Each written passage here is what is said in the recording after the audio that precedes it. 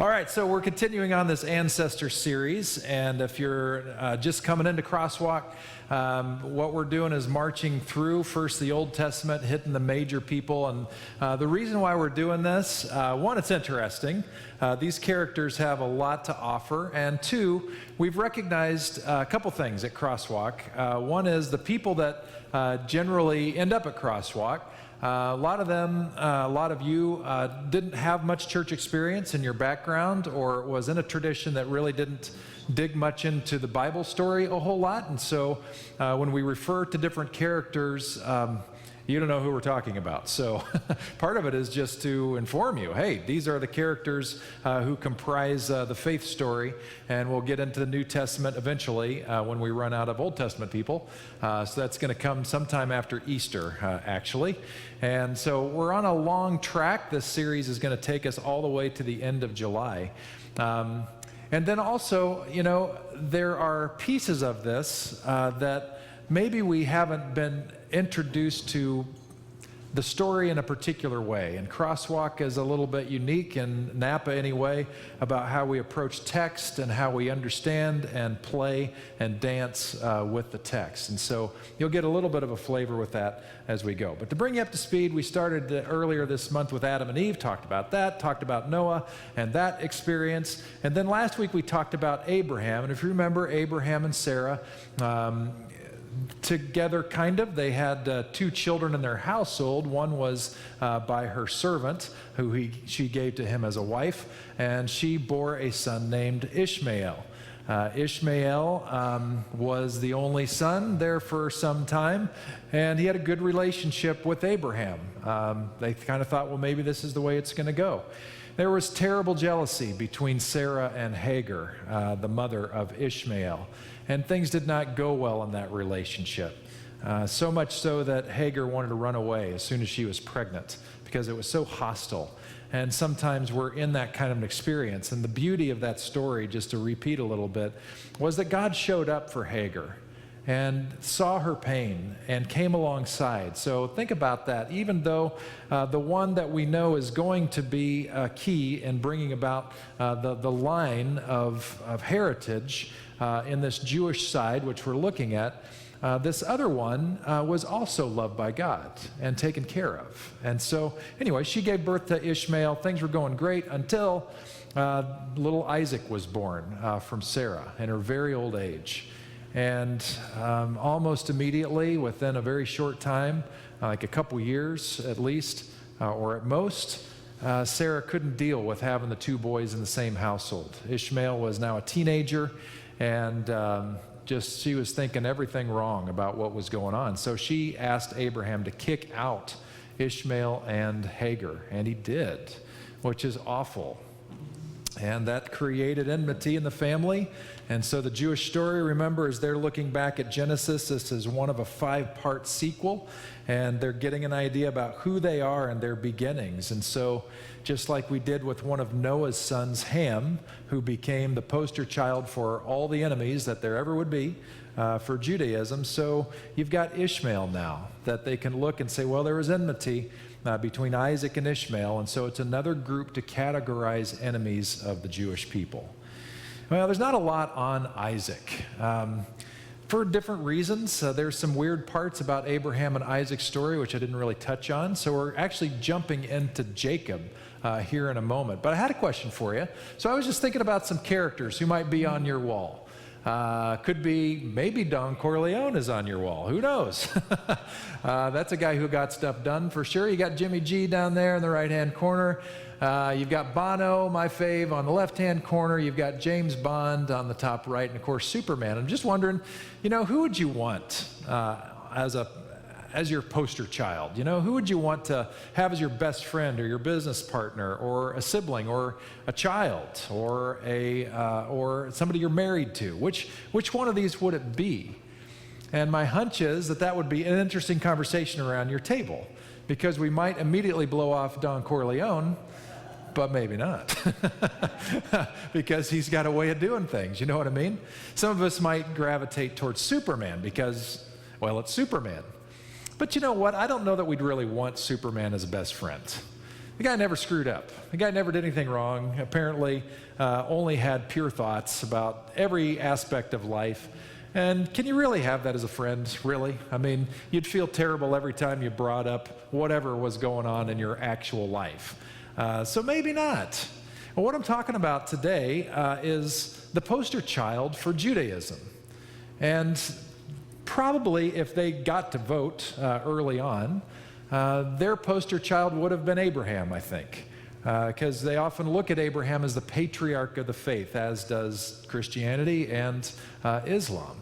And that kind of makes sense because he's the one that was more or less faithful. He made some weird mistakes along the way, but most of the part, people like him and revere him as a very faithful man. So why not make Abraham the poster child? But actually, the poster child was decided for them. They didn't get to vote. And the poster child they got was Jacob. So I want to tell you some stories about Jacob today and how we play with this thing. And I just want you to be thinking as you hear these stories, why in the world is this guy the poster child? And how do I know he's the poster child? Well, we'll get to that. So the story starts off where Isaac and Rebekah, his wife, who is very, very smart, I think some things were going on that were a little wonky with Isaac. Could be that whole almost getting sacrificed thing with Abraham. We're not exactly sure.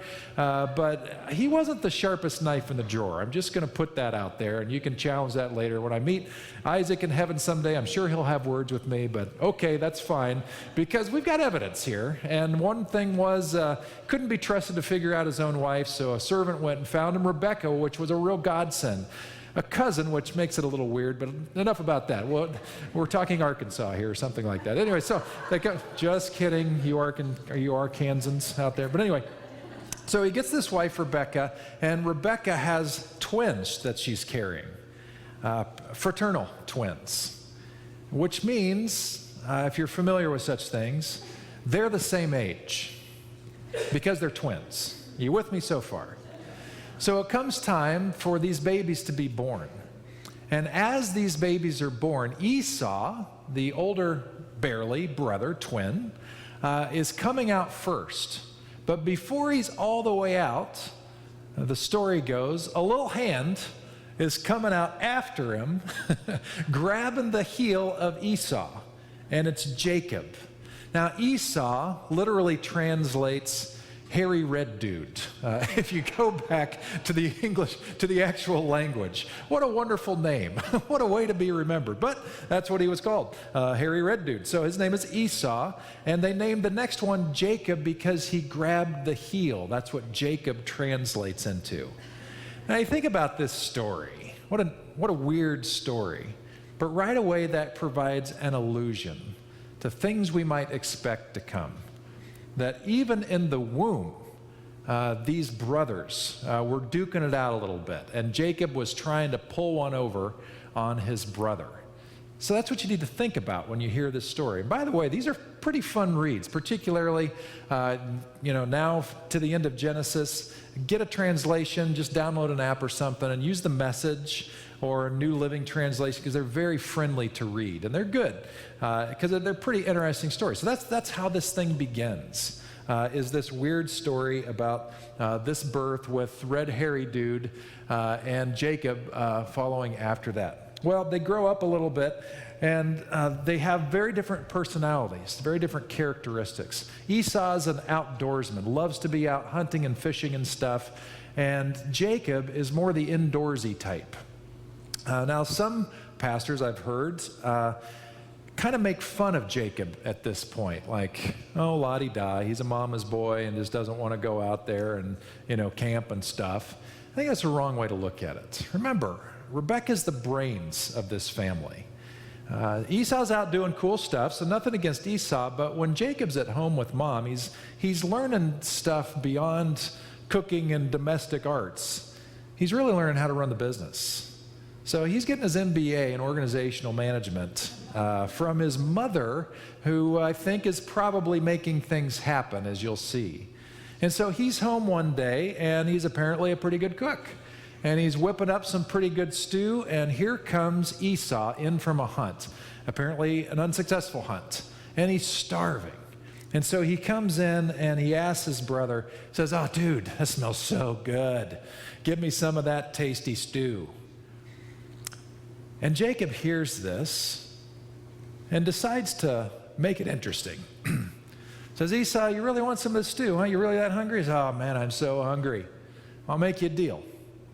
You give me your birthright as the oldest son, I'll give you all the stew you want." And this might just seem like a silly thing, and maybe that's how Esau took it, but he was so hungry that he didn't really give him any thought, and he went for the deal. "All right, you can have my birthright, just give me a big bowl, Jethro-sized bowl with a big spoon, and let me go at it." So that's kind of what happened. And when we look at this story, we learn a couple things about the boys. We learn that Jacob is pretty shrewd in his dealings. A little bit conniving, a little bit taking advantage of his brother's hunger. And we learn a little bit of something about Esau, a little bit reckless with what he's been given. So they're both kind of dancing this way. Esau in his naivete, perhaps, or is not taking seriously things that should be taken seriously.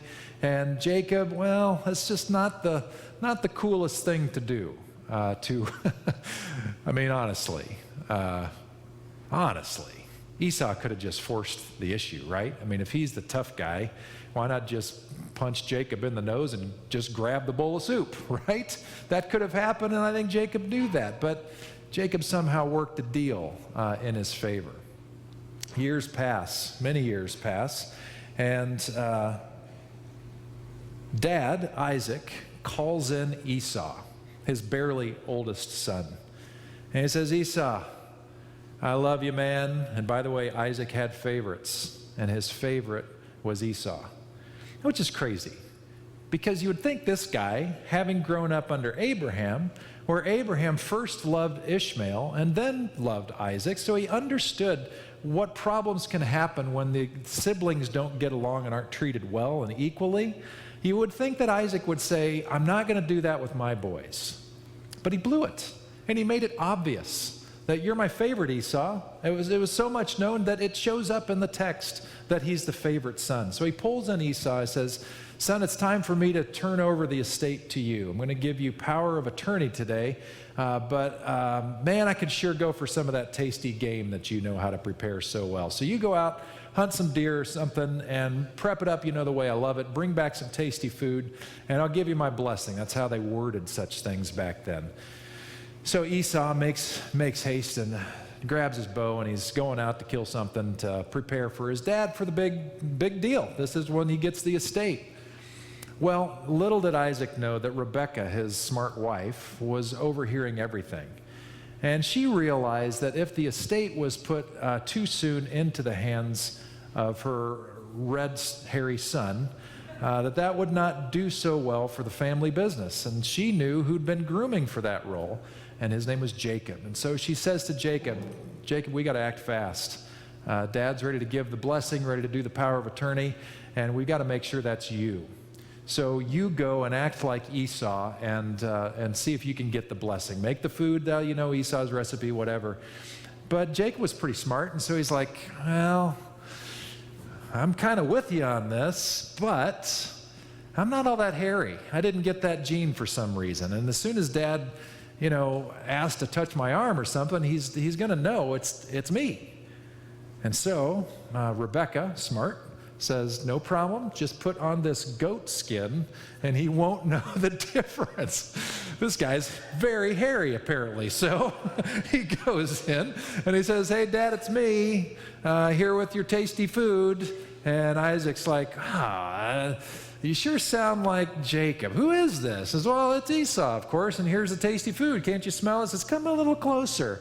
And so he touched his arm and felt the goat skin and said, "Yep, that's Esau." I mean, it's kind of crazy. So anyway, he buys the act. He's a little bit curious about it, but it tastes good, feels like him, and the goat skin kind of smells like Esau, so let's just roll with it. And so he gives the blessing to Jacob. And that is an irrevocable act. It's like the ink is still wet on the paper. It's done. So you got two things that have happened. Early in life, Jacob swindles the birthright, which is kind of doing the same thing because Esau was dumb enough to do it. And now later, Jacob again is a part of a very shrewd business move to make sure that he not only got to claim his birthright. By the way, they never told Dad about that little soup exchange for birthright thing, probably because they didn't want to, because he wouldn't be too happy about it. And now he's been in on it. He's been bamboozled, but now it can't be undone. So Jacob goes on his merry way, and in comes Esau. I mean, this reads like a Shakespeare thing, right? So here comes Esau, and he's like, Dad, I got your food. And he's like, who are you? He says, well, it's me, Esau. Remember, you told me to go out and hunt some stuff and prepare it and come in. We're going to do the whole power of attorney thing. And Isaac says, I just did that with your brother. And Esau's like, what? Actually, he's like, what the? And anyway, he goes on and he's recognizing what's taken place. And he even asks his dad, isn't there any blessing left? Can't you give a guy a little help? And Isaac's like, no, man, it's done. Well, at this point, Isaac is not happy. And there's somebody who's even less happy than Isaac. That would be Esau. Do you remember what Esau's really good at? Hunting. One guess about what Esau wants to hunt next. Right. Rebekah knows this is happening and says to Jacob, you have got to get out of town because your brother is coming after you. You know it. So make haste. Go as far as you can. In fact, go to my brother Laban's house, your uncle Laban, and he'll probably take you in and just explain what's going on. And then when things cool down, a long time from now, come on back and we'll see what happens. So that's what he does. There's another episode that happens on the way, which I'll cover at the end. But he gets all the way to his uncle's place in his land. He sees these two women and he says, wow, I think one of you is really pretty. Which always goes well for men when they say stupid things like that. Well, he's talking to the daughters of Laban, which makes these two women cousins, which again makes this really creepy, but that's okay. It's another problem. We just got to let them be in antiquity as they were. Well, he is really smitten with the sister whose name is Rachel. Leah, not so much. We're not exactly sure why, but he's really smitten with Rachel, who is the younger sister. And he just knows it's like true love, right? Immediately, first love at first sight kind of thing. And so he goes to his uncle Laban and says, hey, I know this is weird and all that she's my cousin, but I want to marry her anyway. I am so in love with her. And Laban, being a good, wise dad, is like, sure. Sure, go ahead and marry your cousin, because that makes total sense. But he does, and he says, well, you don't have any money, so how are we going to do this? He says, well, how about we make a deal? And so Laban, being pretty shrewd himself, says, how about you work for me for 7 years? Then you can have Rachel as your wife. Now, Jacob is so in love with this woman, he's like all in. So he's like, okay, man, I'm in. And he's very good at what he does. Remember, he's been trained, so he's really good at this ranch stuff. He makes Laban a very wealthy man. 7 years are up. The calendar, the number on the calendar circled.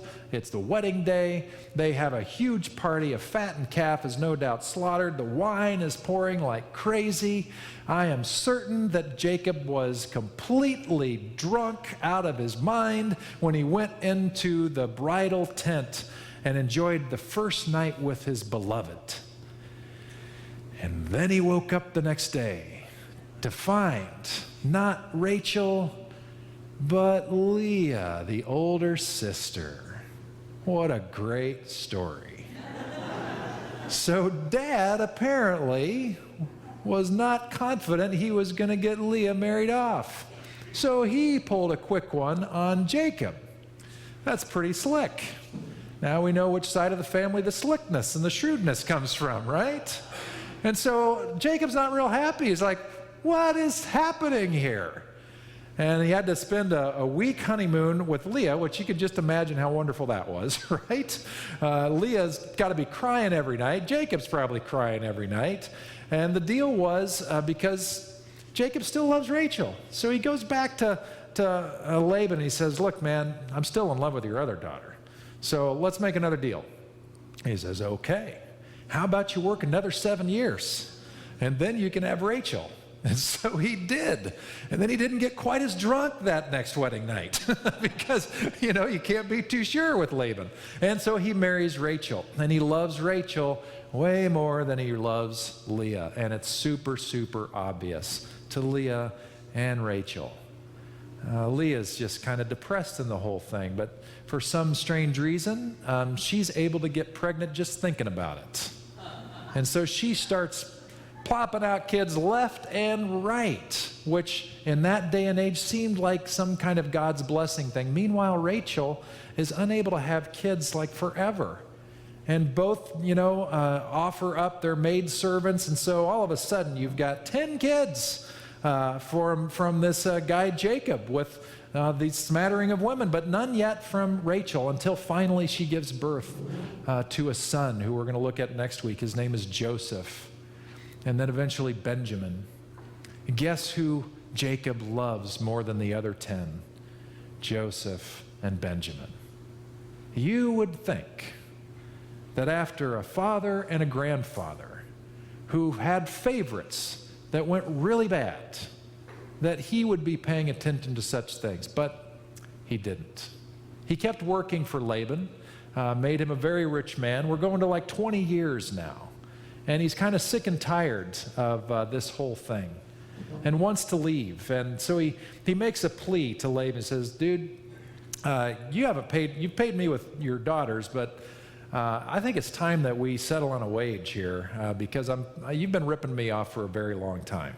He kept changing the deal of the contract and all that. And so they make an agreement, and the agreement is this. Laban says to him, all right, here's the thing. Going forward, all the white sheep and goats are going to belong to me. All the sheep and goats that are not pure white, speckled and striped and black, they're yours. So apparently Laban was a racist even back then, even when it came to sheep and goats. And so they make the deal, says, okay, that's what we're going to do. And immediately Laban instructs his shepherds to take all the speckled and striped and black goats away. So the only ones that Jacob has to work with are white goats and white sheep, which logic might tell you are going to produce white goats and white sheep. However, Jacob knew an old folk tale that said that if you take striped branches and spotted branches and you put them in the water that they're drinking from, and they do their thing in front of that water while looking at striped branches and spotted branches, that they would produce spotted and striped offspring, which we know is scientifically correct. But lo and behold, the only kinds of sheep and goats that were produced were striped and speckled and black. So all of a sudden, this guy is becoming crazy rich. And he decides after a certain point, man, I've had enough of this clown. We're out of here. And he says to his wife, I'm thinking about just blowing this place, going back to my homeland. We got plenty of money. And what do you think? And thinking there might be a fight because this is leaving Dad. And they're like, we're tired too, man. Let's get out of here. And so they pack up everything, kind of quiet, and make their way. Well, word gets back to Laban that Jacob has taken all of his goats and sheep and stuff, and all of his household, and he's taken off. Well, Laban knows that Jacob is the brain in his whole operation. He is the goose that's laying the golden eggs. And so he gathers up a whole bunch of his men, carrying swords, just as a goodbye send-off kind of a thing. And he catches up. It takes him like a month to catch him up. So he's committed here. And they finally catch up with Jacob and have this conversation like, I can't believe you're leaving me kind of a thing. And Jacob has this exchange. There's another little weird thing that happens with Rachel. We won't go into that, where she stole some stuff from his dad and kind of got away with it. And it's all weird. And finally, they decide to part company, and it's okay. And now Jacob has his sights set on going back to his dad's homeland. He hasn't seen Esau for many, many years, like over 20. He has no idea what he's going to find. Oh, by the way, just because I'm trying to keep up with art here, this is the Laban and Isaac, or Jacob, exchange story. They finally get off, and that's all good. And they're on their way, and he knows he's going to be seeing his brother Esau. As far as he knows, hates him. He knows that he's a hunter, he's a warrior. And he then gets word that Jacob knows, or that Esau knows he's coming, and that Esau is preparing to meet his brother with 400 of his men. More warriors. So in Jacob's mind, he's like, this is not going to go well at all. And so he does what you do back in the day. He stages all of his household and his belongings, and he parades them. He gets them all organized the night before the big meeting with all of his livestock and stuff from small to large, and then all of his servants, and finally his wives and his children.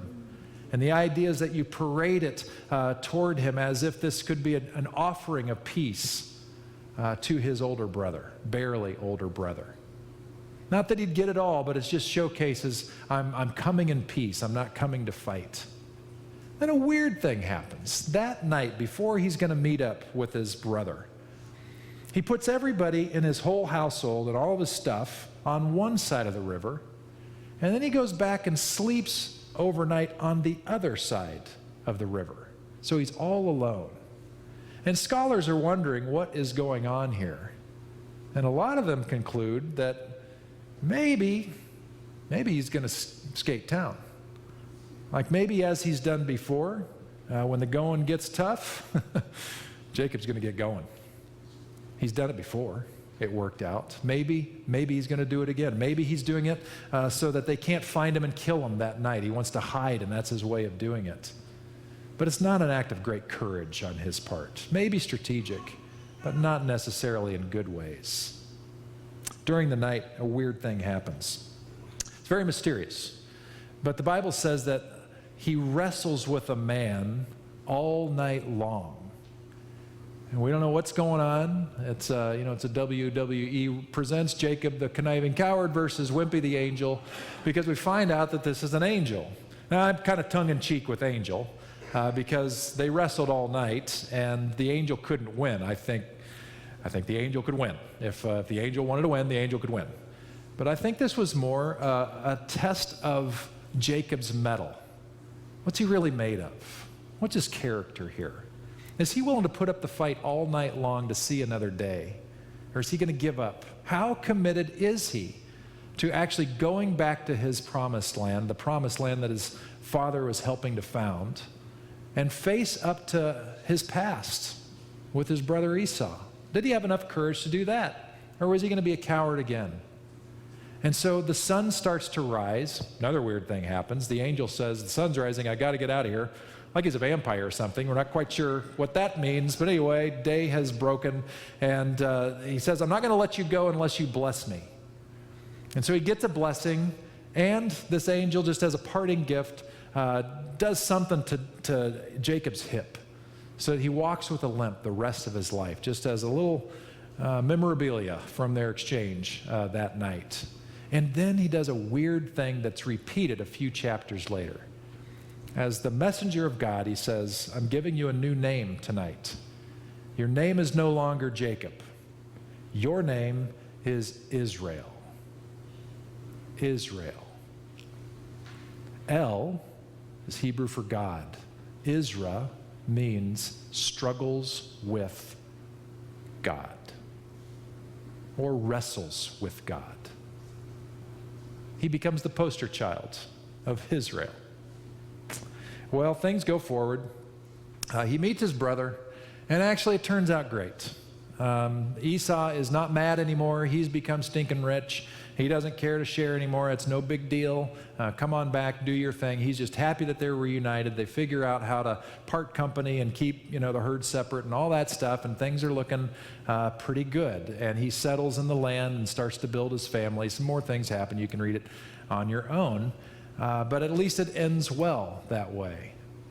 The very weird thing, though, and I come back to this, the first time he's running away from his older brother when he wanted to kill him, he gets to a spot to spend the night, lays his head on a rock, as we do, and he has this weird dream of this staircase going up all the way to heaven. That's kind of how their cosmology worked back then, and had angels ascending and descending on this thing, and they thought it was a portal somehow. Remember I told you when we were talking about Adam and Eve and that mythological way of thinking, that they thought in their cosmology at that time that there was an actual dome covering what we call the earth, and God was up above that dome. The dome was protecting the waters from the sky from flooding everything, and when it would rain, it's because there was a hatch that was open or whatever. So God was literally up there somewhere. So it makes sense that there's a stairway to heaven long before the really cool rock song.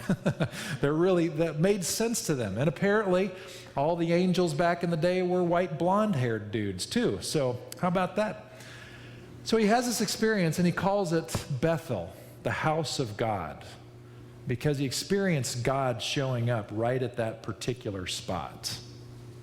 The question I have is knowing who we're dealing with here. We're dealing with the guy who grabs the heel on the way out of the womb. We're dealing with the guy who swindles his older brother, takes advantage of his hunger, and gets a birthright over a bowl of soup. We're talking about the guy that deceives his father by putting on goat skin and stealing the blessing. So he's got the birthright and blessing both. The guy that goes and gets swindled, gets suckered as he's mean to Leah and tries to get Rachel. It was a kind of a jerk of a husband to Leah. Not a great dad, showing favoritism later on. Trying to swindle again Laban before he moved. This is the guy, this is the poster that we have that became the poster child of the Jewish people. Why? Why that guy? I mean, why not give Abraham a cool name? Why not? I mean, Abraham did get his name changed from Abram to Abraham, but that's not what they stuck with. Israel, the people of Israel, that's what we look. Why couldn't they have come up with a cool name for Abraham that was sticky enough that they'd look at that and say, oh, well, we're this guy. But why Israel? What a terrible thing to call yourself. Struggles with God, wrestles with God. Why would they do that? I actually think it's brilliant. Because every time the Jewish people would talk about Israel as their people, their place, they would be reminded of the story, and they would be reminded of what Israel means. And they'd be reminded that this person that they're named after is actually a real human being, and not something we have fictionalized into some kind of a glorified state. You know what I'm talking about? They couldn't get away from the weird parts of this story and the character flaws of Jacob, because we like to gloss over such things. When we tell our own histories, we glamorize characters. We do it in the United States. If you go to our nation's capital, which apparently something's happening there recently, and you look up in the rotunda, you will see a painting of George Washington ascending to heaven.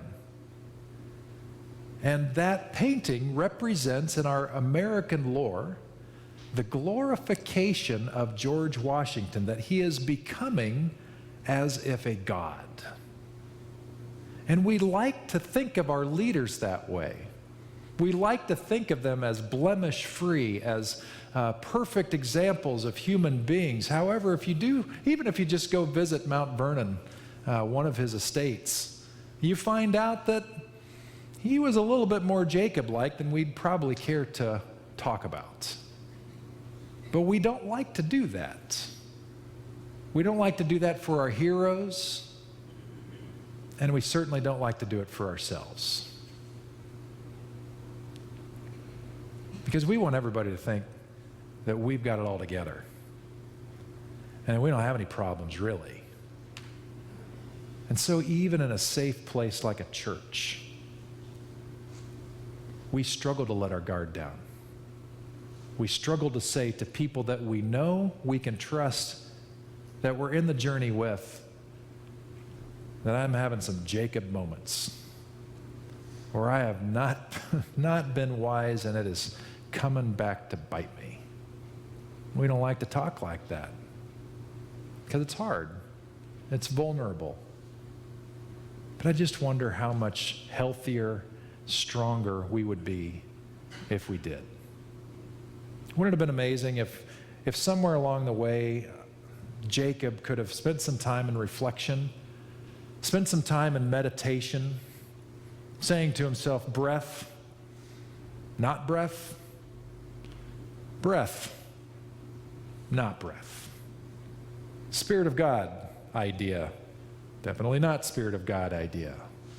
And because he was doing that kind of a rhythm in his life, I wonder what would have happened if in those critical moments where his flaws and his fears all came to the fore, if he could have said yes to Spirit and no to not Spirit. I wonder how the story may have been different. I wonder if that's part of the value of the story for us, is we can look at this character and recognize he is just like us, that we have the same capacity with our lives, that we are Israel today. We are just as broken, we are just as flawed, we are just as capable of making wonderful, faithful decisions as we are horrible decisions. Some that affect many people and some that seemingly just affect our own quality of life. We're all Israel, aren't we? And so that raises questions for me, like, well, okay, if that's true, which I think it is, and we're invited to this other thing, this grander thing, which we are. By extension, Abraham, when he was called to do a new thing, as the people of Abraham, we are called to do a new thing, a new way of life, a new way of thinking, new paradigms, all that. When Jesus calls people to follow him, that's the same thing that he's doing. You've lived your life this way for a while as best you could. I'm going to show you a new way. And it's not always going to be easy. Sometimes it's going to be very challenging, but it's a way that will lead to a meaningful life, an abundant life. And it will give you hope in your life. Hope that God is with you now and hope forever that God is with you. That's what I'm inviting you into. This is the way. And you know what? The early Jesus followers, you know what they were known by, what their name was? It wasn't Christians. They were the people of the way. Because they understood that's what they were being invited into, and they were trying to follow in the way. Saying yes to Spirit, no to not Spirit. And they did a pretty good job. And so here we are asked to do the same thing. So I got some tips for you. To think through, how do we, in our Israel experience as Jesus followers now, how do we say more yes to Spirit and no when we're seeing something that's not Spirit? Because a lot of us just assume that we know the difference, but maybe we don't. So there's a couple tools that we celebrate around here. One's called the Enneagram. You've heard me talk about that like a year ago. We really talked about it a lot. And it's a tool you can get online. It's this ancient tool. Some say it goes back to Egyptian times. And it's a personality inventory of sorts. And I'm quite surprised about how reflective it actually is, even today. And I'm kind of a nerd on it. We have got a couple other nerds on this stuff as well. But here's what it does for me. And you can either do it for free. In fact, on your bulletin, I gave you some things to think about. So you're going to see, like, on the very bottom there, it says Enneagram Institute. Any app. The Any app is like an app that you can download for nothing, and it's tied to the Enneagram Institute. So you can take a free test on that if you want. If you want to go to the Institute, it's $12. I'm not getting anything off of it, by the way. So it's the best one you can do. And then it teaches you a lot of things. And this is what it does for me. It tells me a lot about myself, what drives me, what pulls me in different directions, and it's fairly nuanced in its comprehensiveness. But one of the things it does is it shows you kind of on a spectrum with 3 phrases per each category, what unhealthy looks like, what average health looks like, and what healthy looks like. And when I know what my type is and I can look at it, I'm going to tell you that as soon as I look at those statements, I can tell at different parts of my life when I pulled a Jacob maneuver out of my unhealth. And I recognize, oh man, that thing is reading me like a book. I know that I have the potential to be unhealthy. And when I am, that's what I do. And I can also see parts of my life where I'm pretty healthy and can say, I think I'm living pretty much right here. And I can see parts of my life that I'm pretty average at. But what it does for us is it gives you something to look at so that you're not just flying by the seat of your pants wondering if you're nailing it or not, because if you don't know if you're nailing it or not, guess what? You're probably not. There are probably aspects of your life that you are absolutely blind to because you're comfortable just as you are. And you're all wonderful people, so that's probably not so bad. But let's talk about love. What if our idea of love is heavily skewed by the family that we were brought up in, the zip code that we have, our age and stage in life? And by the way, your idea of love is skewed by all those things. And so we tell ourselves, well, I'm just going to be loving with my life. That's fantastic. But what if your idea of love pales in comparison to this much grander idea of depth and complexity that is the love of God? What if there are parts of your life that you are robbing yourself of because you're ignorant of the fullness of love? And the only way you can help from being a Jacob or Israel type person is to spend some time figuring out what this true north of love looks like so you can actually go after it and be stretched by it and practice it. That's what's before us. Knowing that we're Israel turns out to be a wonderful tip and a great tool because none of us really want to be. And we have an option which way we want to go. This morning, I was doing the meditation thing through this app, and or actually it was yesterday, I think, and he told a story. Well, it doesn't matter what day it was. It could have been yesterday or today, but he told this story which I'd heard before, and I'd heard it attributed to Eskimos. He attributed it to the Cherokee Nation. And it's a story about a father talking to his son about fear and love. And he said, my son, there are two wolves that are always going to fight, a wolf of fear and a wolf of love. And they're kind of at war within us all the time. And the son asks his dad, well, which wolf is going to win? And the dad says, the wolf that wins is the one that I feed. And I'm wondering, which part of your life are you feeding? First, do you know that there is a battle within us, all of us? And how are you feeding that which you know is going to lead to life?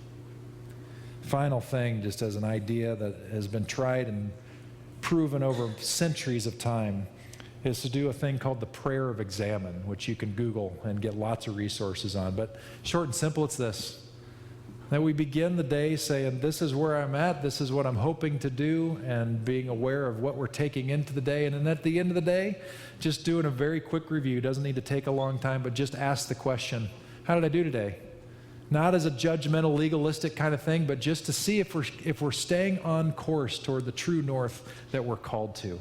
Are we staying within the way, or were there things that triggered us and took us toward unhealth that are not helpful for us or anybody else? This is the opportunity for us. Your knowledge becomes power. Jacob is no longer some distant patriarch that we don't really care about and can't relate to. Turns out he is us. We are ones who struggle with God, and God shows up anyway to help us in the struggle. They're struggling with God, like we're wrestling God, who's going to win. But there's another way to think about God struggling with us, that God helps us with the struggle that we find ourselves in because we're loved by God. Your future is desired by God.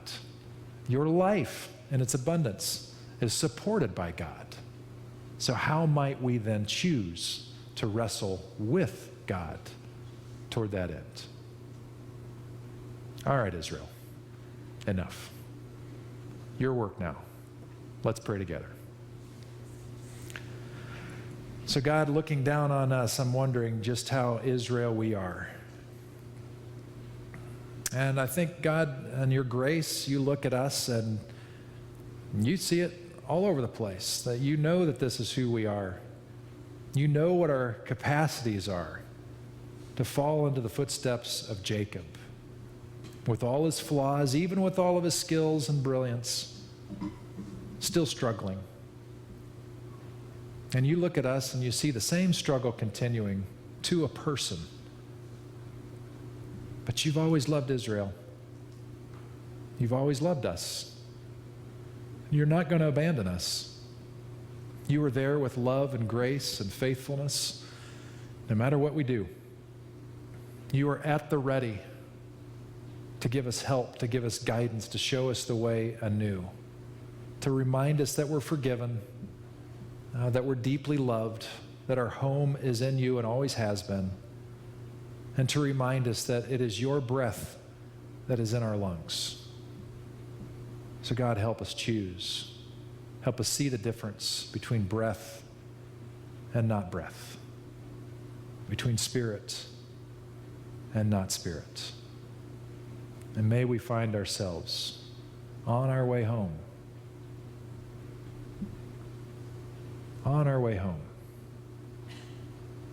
with you with us every step of the way. May it be so. In Jesus' name, amen.